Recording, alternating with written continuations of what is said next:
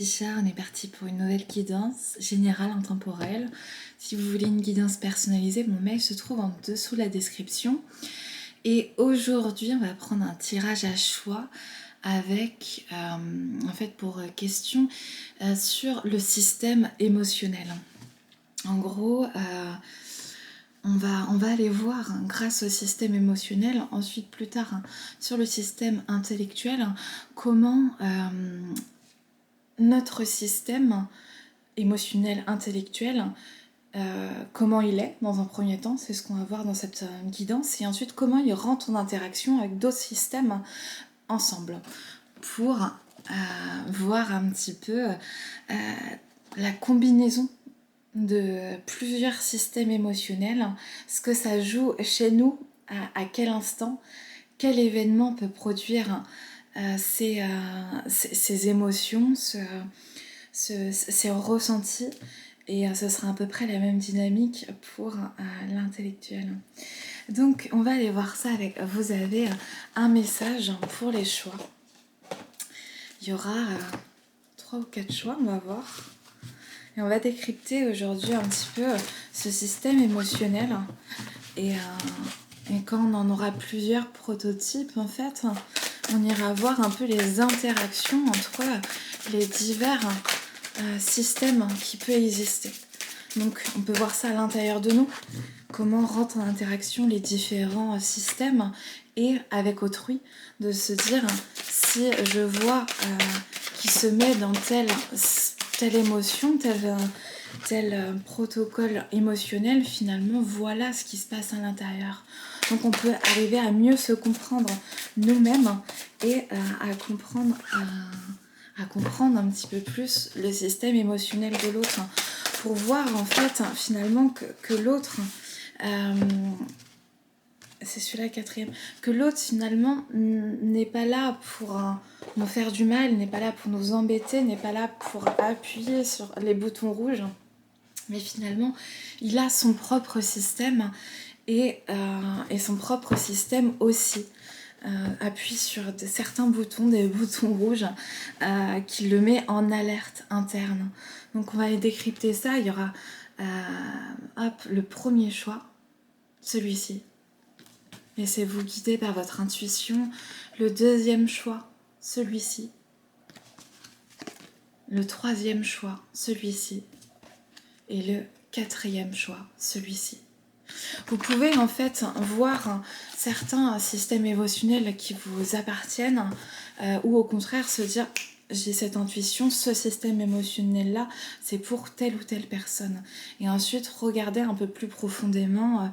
Je vous replonge pour ceux qui n'ont pas fait encore leur choix. 1, 2, 3 et 4. Voilà, regardez un petit peu soi, et pourquoi pas les autres si ça vous inspire. Donc celui-ci le 2, celui-ci le 3 et celui-ci le 4. On va rentrer tout de suite dans le choix numéro 1, qui est ce système émotionnel. Là, avec cette couleur bleue, c'est relié à l'intuition, au chakra du troisième œil, relié aussi au système émotionnel, aux émotions vives, plutôt dans une certaine douceur, une intuition douce avec une belle empathie, une ouverture vers l'autre, et en fait un chemin vers une sorte de quête de perfection. La quête de perfection est reliée à la blessure d'injustice. Donc quand en fait il y a des événements, des phénomènes que l'on peut trouver injustes, il peut y avoir un masque, une barrière qui peut se créer en étant dans une certaine forme de rigidité, de vouloir que les choses soient vraiment carrées, ordonnées, pointilleuses, pour justement en fait ne pas ressentir à quel point ces injustices peuvent nous faire du mal, peuvent nous déstabiliser. Et là, dans cette quête de perfection, c'est une quête de perfection pour soi que chaque action, chaque pensée, chaque interaction soit juste et équilibrée, et aussi pour l'autre. Je ressens énormément d'empathie, de compassion, et finalement on a envie que tout se passe bien dans le meilleur des mondes, avec un côté un petit peu idéaliste, avec un côté une quête d'une recherche d'idéal, une quête de recherche de parfait équilibre, et en fait on voit avec ça que ça fait un petit peu comme une toile d'araignée qui est parfaite comme ça au niveau de la vision, au niveau de la vue, néanmoins qui est difficile à garder dans une certaine stabilité, parce qu'il y a une fragilité aussi inhérente à ce système. Cette fragilité avec l'injustice fait écho à la blessure du rejet, qui est en fait, qui touche dans son essence à si je n'en fais pas assez, si les choses ne sont pas justes, je vais me faire rejeter, ou il y aura un rejet de l'autre. Donc en fait ça touche vraiment à la blessure fondamentale qui touche à son essence du rejet avec je ne veux pas de toi, et dans le même temps la blessure d'injustice qui est la carapace permettant en fait de ne pas ressentir véritablement cet objet, ce rejet, et qui permet en fait de se masquer pour aller vers cette quête de perfection, cette quête assez illusoire, de ne pas avoir de défaut, de ne pas montrer de faille, d'être assez forte, un peu ce complexe du superwoman qui a envie de tout faire bien pour les autres, pour soi. S'il y a assez d'avancer en fait sur le chemin pour soi, sinon c'est tout programmé pour les autres en fait.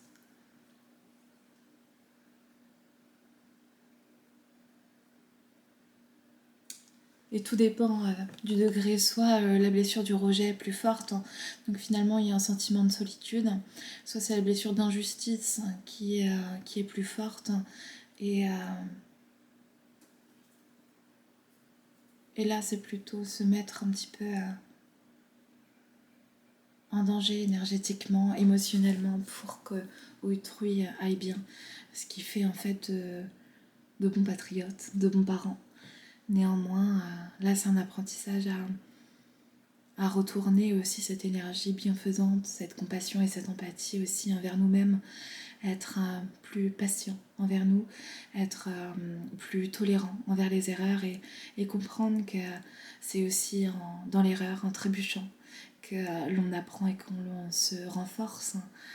On reprend l'exemple du petit bébé qui marche, qui apprend, qui chute, qui se relève. Et c'est aussi en apprenant à chuter, à se relever, comme l'expression, il faut remonter à cheval une fois qu'on tombe. Et c'est aussi là qu'on se renforce. Et en fait, il peut y avoir un système émotionnel où au bout d'un moment, il y a des peurs, à force de chuter, qui se créent. Et ces peurs sont illusoires, puisqu'elles viennent activer dans notre cerveau un mécanisme automatique par le système de l'amygdale. Et finalement, avec tout ça, c'est comment aller au-delà de nos peurs aussi, de ces émotions qui font à un moment battre notre cœur plus fort. On sent les mains moites, ces sensations de ne pas savoir véritablement qui l'on est, où l'on va, et de ressentir des fois que cette carapace n'est qu'un leurre. Puissant déjà cette première carte. Ok. Ok.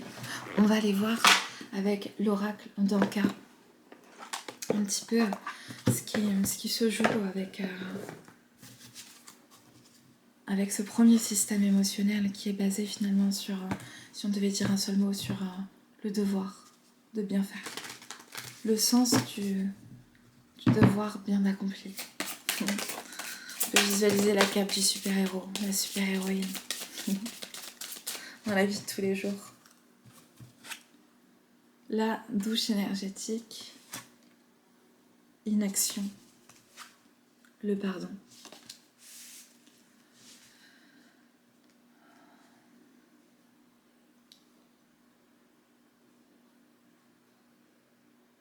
Il y a besoin d'une immersion là, avec la douche énergétique, une immersion dans ce système émotionnel, de comprendre en fait comment ça se fait que ce système émotionnel qui est rare, précieux et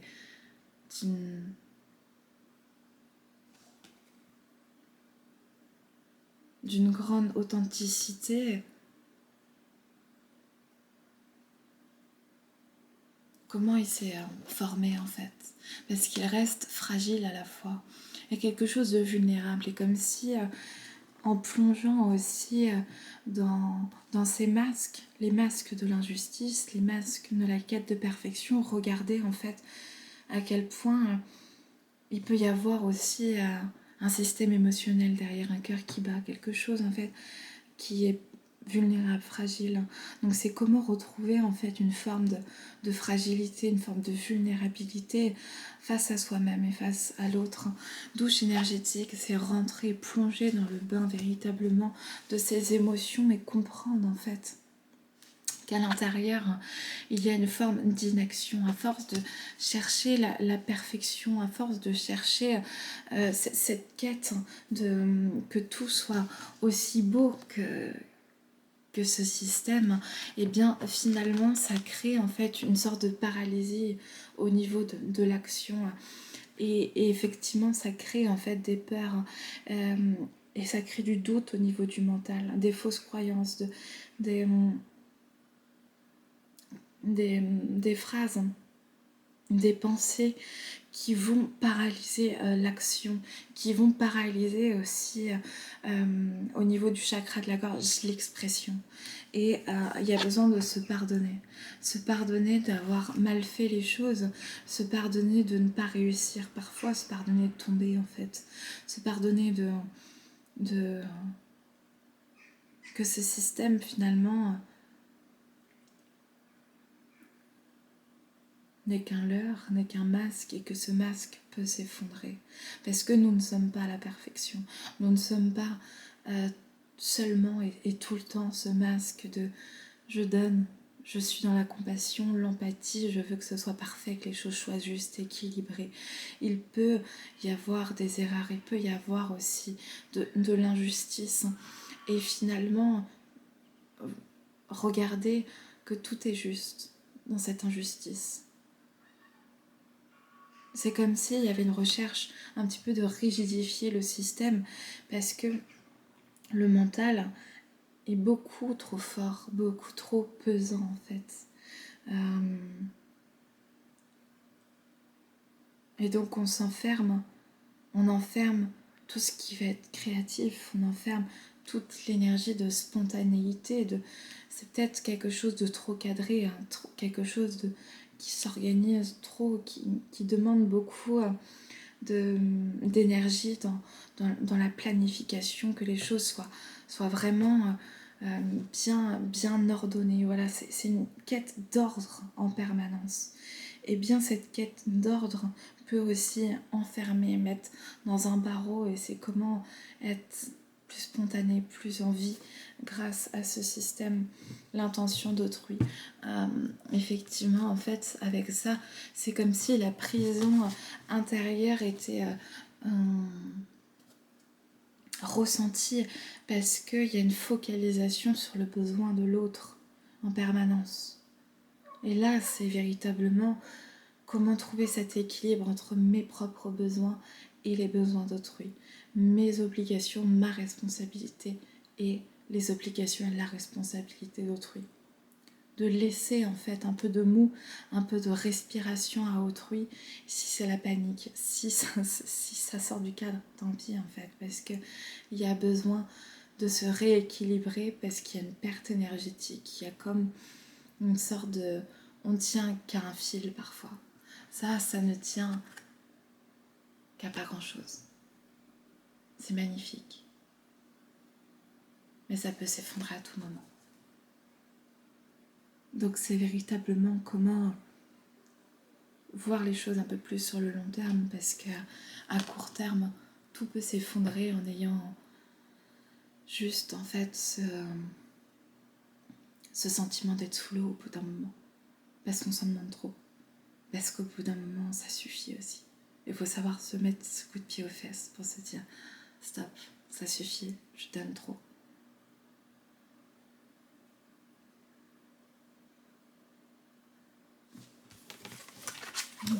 Voilà, pour le choix numéro 1. Le choix numéro 1. Ok, eh bien, on est parti pour le choix numéro 2. J'ai pas dit vraiment au revoir, j'ai juste regardé l'heure, mais salut le choix numéro 1. Bonjour le choix numéro 2. Je range et je suis à vous. Alors, nous avons, hop, le chemin. On a parcouru le chemin, on a tenu la distance, et je te hais de tout mon corps, mais je t'adore.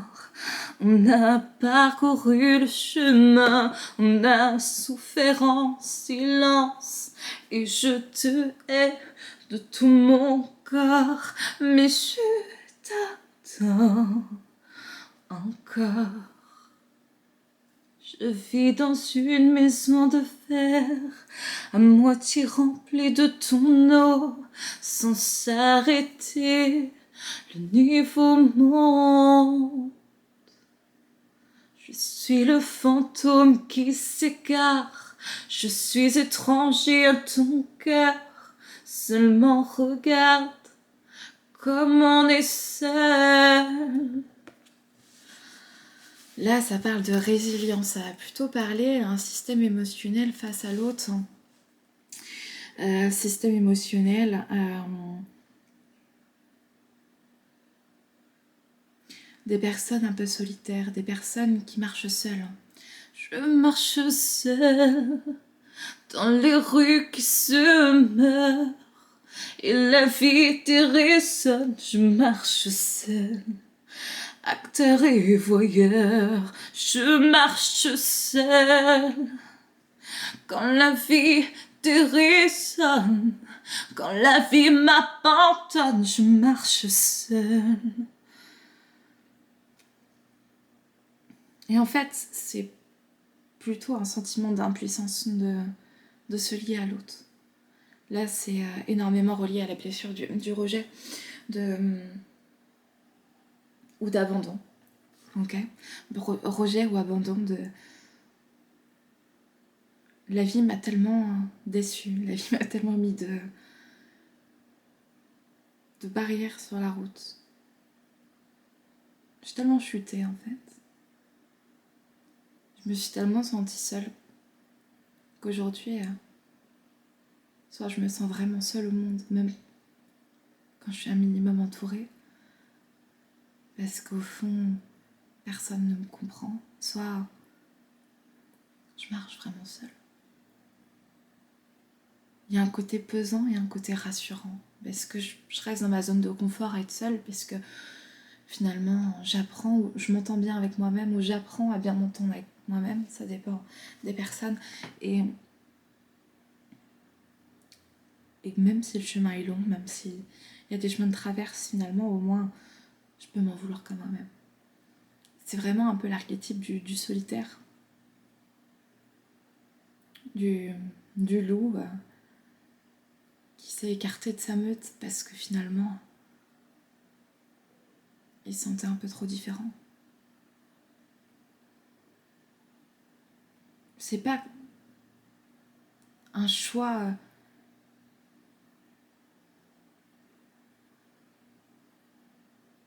c'est un choix par défaut. C'est un choix par défaut parce que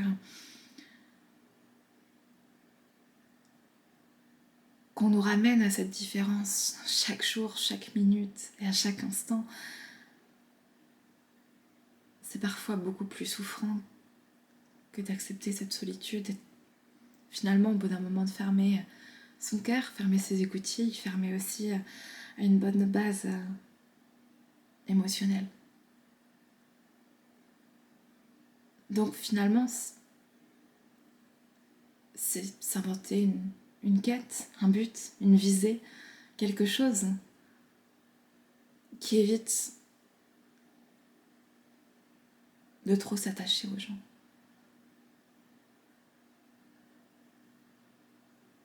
Le nomade, le passeur, celui qui virevolte, qui sait quand il arrive, qui sait pas quand il repart, mais il sait que les valises sont déjà prêtes.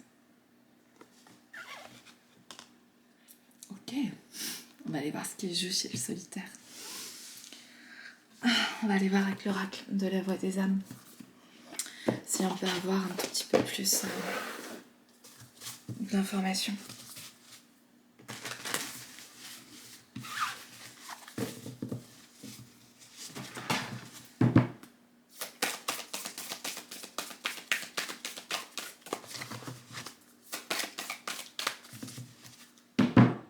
Dualité. Dualité. Colère. Apprentissage. Dualité. Colère. Apprentissage. Aide. Tant mieux. Tant mieux qu'il y ait de l'aide. Des mains tendues. Ok, il y a une forme de dualité interne entre le cœur et la raison. À force d'avoir contracté des liens avec des personnes qui ont fait mal, eh bien, c'est comme si ces blessures, elles avaient à peine le temps de se cicatriser, à peine le temps de se refermer, que ça se réouvre à nouveau. Il y a une personne, un mot, une phrase, un film, peu importe ce qui déclenche ces émotions, cette forme de dualité. Il y a en fait une énergie refoulée à l'intérieur parce que le cœur aura envie de s'ouvrir et l'âme aura envie de s'ouvrir et développer l'amour inconditionnel de soi-même et se lier avec son prochain. Et dans le même temps, la tête et la raison nous demandent à ce moment-là de ne pas y aller, de freiner, d'être dans l'auto-sabotage parfois pour éviter de réouvrir ces failles internes, émotionnelles, affectives. Parce qu'il y a peur de mal faire, peur de faire mal aux autres, de se faire mal à soi-même, peur de ne pas relever, donc finalement de ne pas se relever. Et finalement, même si on essaye d'être seul sur la route, il y a toujours des choses qui nous ramènent en fait à ces vieilles rengaines.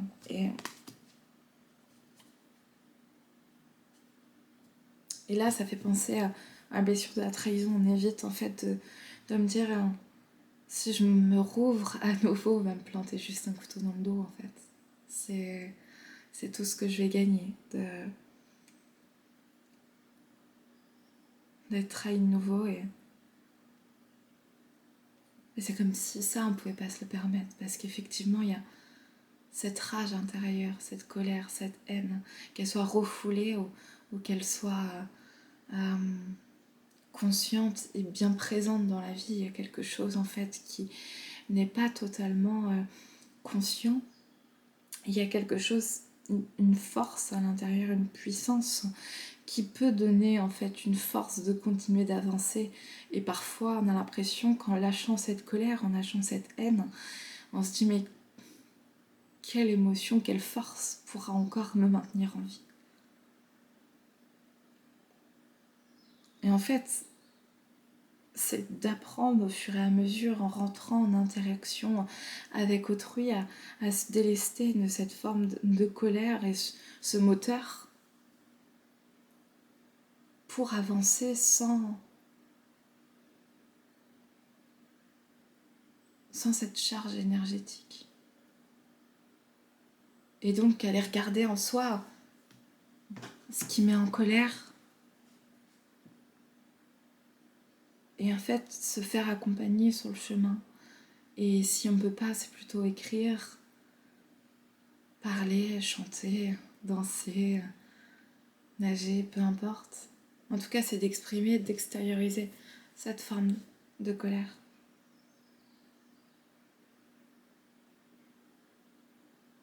Et en fait, c'est aussi grâce à l'aide qu'il peut y avoir cet apprentissage.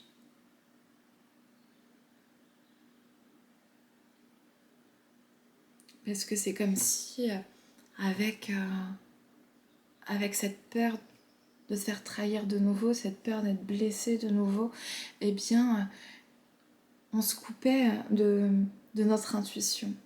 On se coupait des relations qui peuvent nous faire vibrer vers le haut, qui peuvent nous élever. Parce qu'avec la trahison, on porte le masque du contrôlant qui a envie de contrôler tout sur son passage, qui peut aussi arriver à mentir, à manipuler, à tromper pour arriver à ses fins, qui est de se rassurer en fait sur le fait que c'est lui qui a le contrôle de la situation. Et en fait, ce n'est qu'une illusion, ce n'est qu'un masque que l'on porte dès lors que nous ressentons une peur d'être trahi ou un sentiment de trahison. Et en fait, ce masque aveugle sur les intentions d'autrui en pensant juste qu'autrui nous veut du mal, parce que parfois, autrui nous fait du mal sans vraiment le vouloir. Et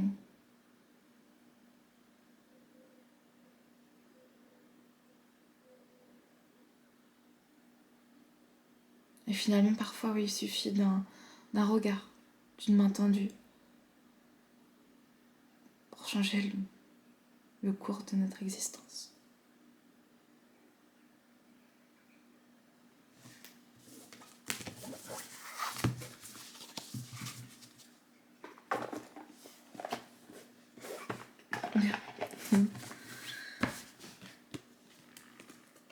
Bon, je suis à deux, j'espère que ça vous aura parlé, ça vous aura plu.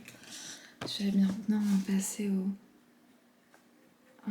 au choix numéro 3, qui est celui-ci, l'encre.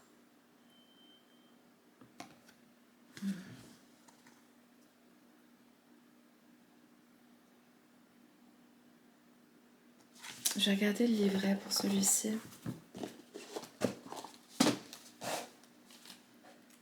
Avant de dire ce que moi je ressens. Brisez les chaînes, libérez-vous du poids du passé, des charges émotionnelles inutiles. J'avais parlé, moi, il y avait du mal d'avoir un manque d'ancrage. Un manque d'ancrage, ok? Parce que là, oui, il y a une focalisation, en fait, sur ce qui est passé. Une peur et une projection du futur basée sur les probabilités que ça se repasse pareil dans le présent et dans le futur. Une anticipation des schémas de par les expériences passées. Si à chaque fois j'ai vécu, si on m'a quitté à chaque fois, et ben finalement je me dis je ne reprendrai pas ce risque d'être quittée de nouveau, donc soit je ne me lie pas, soit je sabote la relation, soit je quitte la personne avant d'être quittée. Il y a plusieurs façons de ne pas être requittée à nouveau, mais dans tous les cas il y a une forme de souffrance qui reste là et qui est ancré en fait dans un système inconscient émotionnel. Et en fait c'est lourd, c'est comme si c'était un peu accablé par le poids du passé. Et en fait là c'est plutôt comment tirer les enseignements de ce qui s'est passé sans pour autant en fait garder cette charge dans le présent et dans le futur.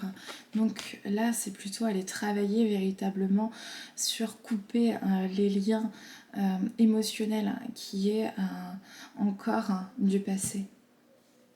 On va aller voir ça avec l'oracle des météores pour voir un petit peu ce qui est à guérir là-dessus.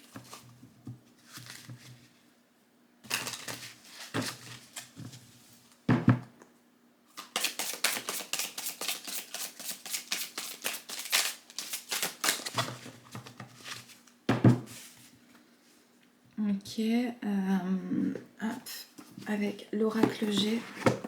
Et ensuite, on regardera un petit peu le message, sauf si j'ai un appel, de regarder autre chose avec. On va voir. Allez.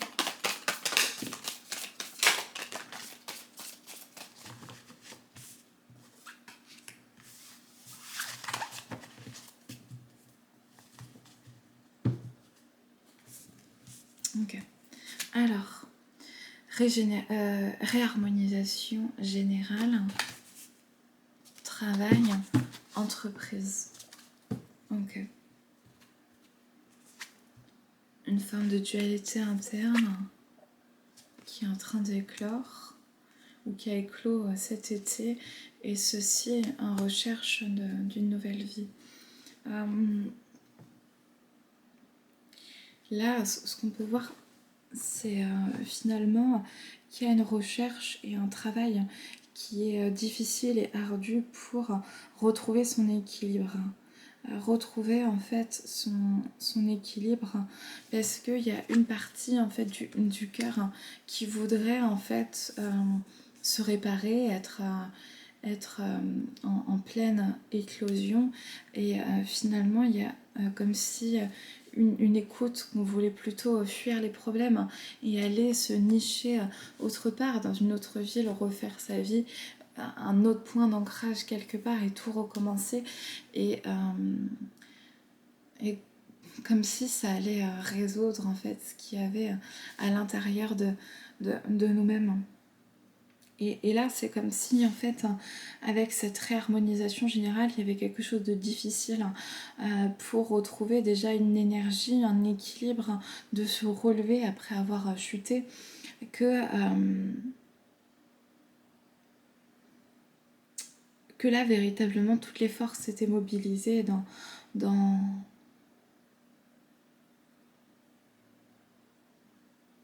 cette libération de ses propres chaînes. Et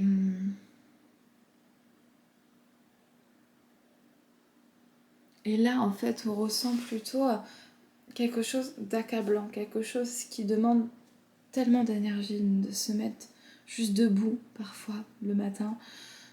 Des choses banales qui peuvent sembler assez insurmontables, et juste des fois de mettre un pied devant l'autre, c'est quelque chose de difficile et compliqué pour certains. Donc finalement, c'est de se dire que toutes les forces sont un peu mobilisées là dans ce travail de tenir debout. Et finalement, c'était comme si notre âme appelait aussi, dans cette réharmonisation générale, d'ouvrir des portes au niveau du cœur, avec soi, et après avec l'autre, et prendre le temps en amitié, peu importe dans quel domaine, mais finalement c'est faire ce pas pour ouvrir son cœur et laisser en fait les émotions circuler. C'est comme si il y avait le chakra de la gorge là qui était bloqué, et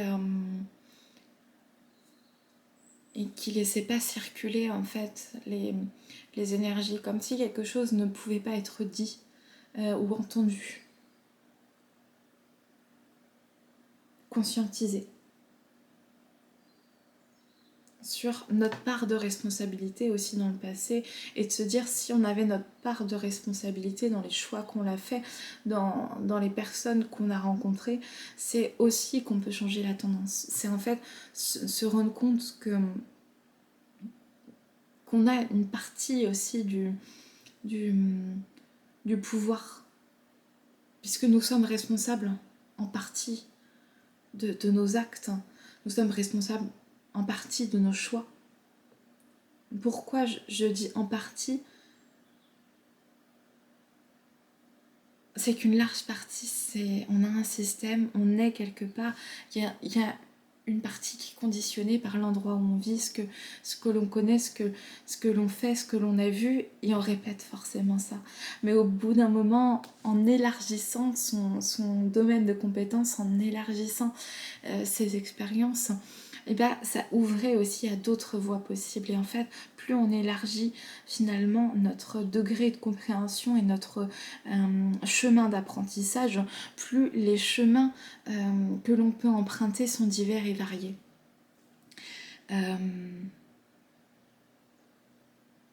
Donc là, la question, c'est comment continuer de faire éclore cette énergie de cœur.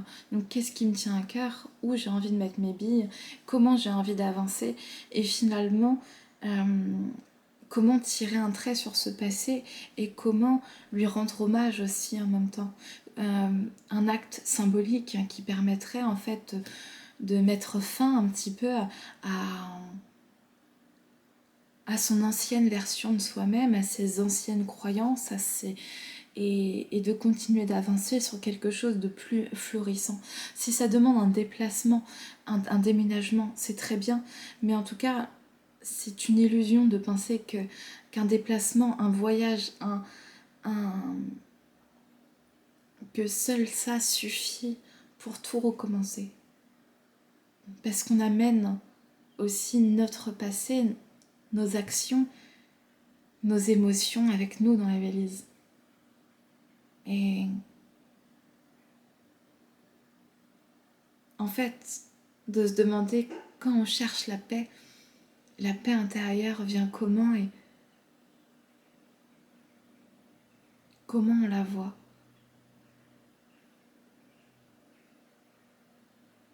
Peut-être que parfois les déménagements, les grands déplacements sont salutaires et d'autres fois sont aussi une illusion.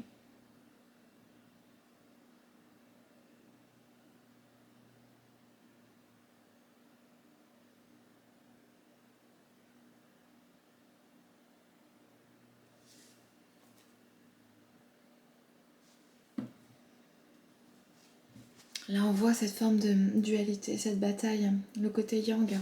Voilà, ok, là ça me relance.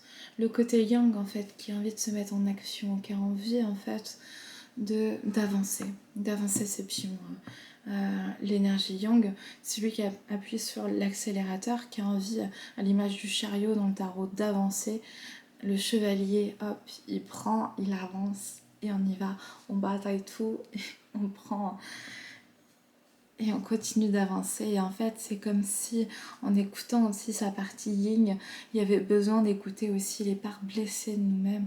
Ces parts qui ont besoin en fait d'attention, de cocooning, et qui ont besoin d'une régénération par le silence, par l'absence d'information, l'absence de mouvement, et juste envie d'être en paix. Donc c'est comment trouver cet équilibre en fait entre avancer dans certaines actions tout en prenant soin en fait de son intériorité et de ses besoins fondamentaux du corps, de l'esprit, de l'âme et du cœur, qui a besoin aussi d'un temps de régénération, un temps de réparation avant de pouvoir se mettre à nouveau en selle.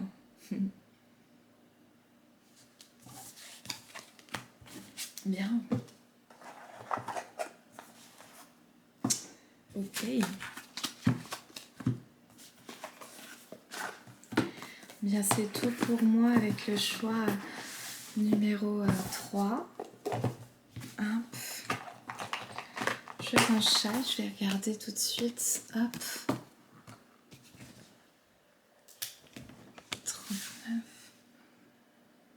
Hop. Et je dis bonjour au choix numéro 4, qui est cette carte d'une truie avec ses ce sentiment de famille, de patrie. Et je vais aller voir ce qu'il y a avec le 65. Alors, 65. Sevrage, coupez le cordon, apprenez à vous débrouiller par vos propres moyens. Prenez votre indépendance. Ok, relié à l'énergie de la blessure d'abandon, un système émotionnel où on peut se sentir seul, même quand on est accompagné. On peut aussi avoir du mal à couper les liens et le cordon avec certaines relations, certaines personnes, où il y a un lien d'attachement fort. Et ok, on va aller voir avec l'oracle des astres et de la destinée. Le message sur voilà, comment couper le cordon finalement et apaiser un peu le système émotionnel de la blessure d'abandon qui peut s'ouvrir dès lors qu'on ressent ce sentiment d'abandon. Alors, je pense transmission, communication, expression, écriture, apprentissage, formation, Patrimoine. Nous avons la maison 3 avec cancer, protection, émotion, imagination, créativité. Le cancer. En fait, là, c'est par un système d'écriture, par un système de parole, c'est comment en fait arriver à ressentir ce qu'il y a à l'intérieur de moi pour pouvoir transmettre ces informations. C'est au lieu de garder et de cacher certaines informations, c'est comment ouvrir cette boîte. En fait, comment sortir des fois du déni, de la honte, de la culpabilité, de certaines émotions basses en ayant certains comportements qui sont là. Certaines pensées, certaines émotions qui traversent et qui sont difficiles à gérer. Et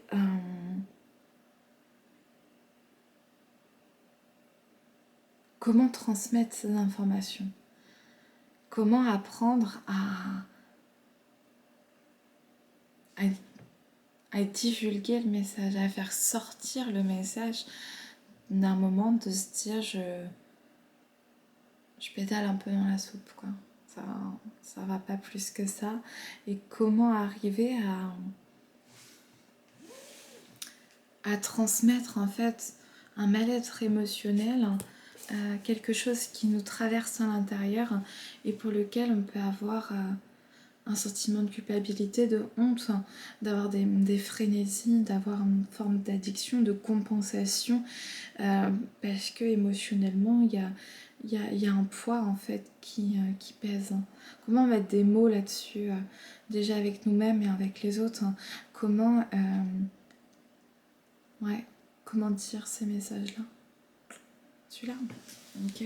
On va continuer avec l'énergie de la lémurie qui va nous aider à apaiser un peu ce sentiment, ces émotions aussi qui sont puissantes En fait, c'est comme s'il y avait ce besoin et cette envie de se recroqueviller sur soi-même parce qu'il y a honte de quelque chose, parce que il y a un déséquilibre qui n'arrive pas totalement.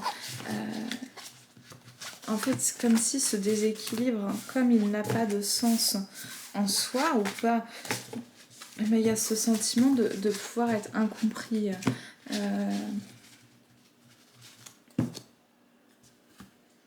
Ouais. Allez, on va aller voir. Guérison. Clé de cristal. Médium stellaire. Feu. Opportunité illimitée. Infini. Chakra du troisième œil. Énormément de cartes. Conscience élevée. Oh, ouais, c'est ça en fait. Là, moi je peux pas faire ça avec essence lumineuse, chakra racine, gamme complète. gardien du seuil terre et graine d'étoile et éléments. En fait, quand on voit ici, avec tous ces éléments, ça rend brouillon un petit peu cette guidance. C'est de se dire, comme s'il n'y avait pas de limite. Et comme il n'y a pas de limite, ça brouille un petit peu le message émotionnel qui veut être mis en place. Voilà. Donc là, moi, je vais reprendre tout ça. Hop. Je vais refaire ça. Et je veux 1 à 2 cartes. Là, présentement. Comment apprendre à se mettre des limites, des barrières pour ne pas en fait se faire envahir par les émotions. Voilà, en vol harmonique. Là, il n'y en a qu'une. C'est clair, net et précis comme message. En vol harmonique. On va aller voir avec le livret. Alors. Voir le divin dans les yeux d'un autre. Relation, un lien profond, connexion karmique, se défaire des projections illusoires, connexion transformatrice, transmuter les dissonances, ôter l'armure du cœur, être vu pour ce que l'on est, travail d'équipe.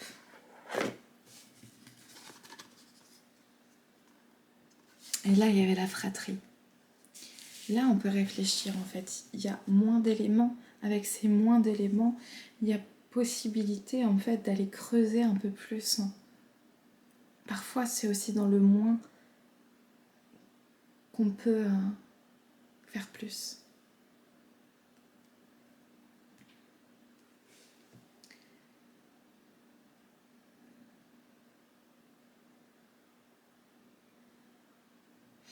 En fait, là, il y a communication, fratrie dans la maison 3.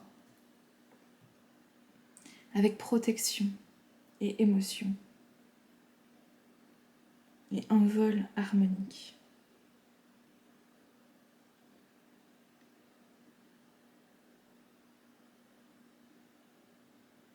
C'est comme si on pouvait exprimer sa propre vérité. Juste dire, j'ai honte parfois de compenser de telle ou telle manière. J'ai honte parfois de penser de telle ou telle façon.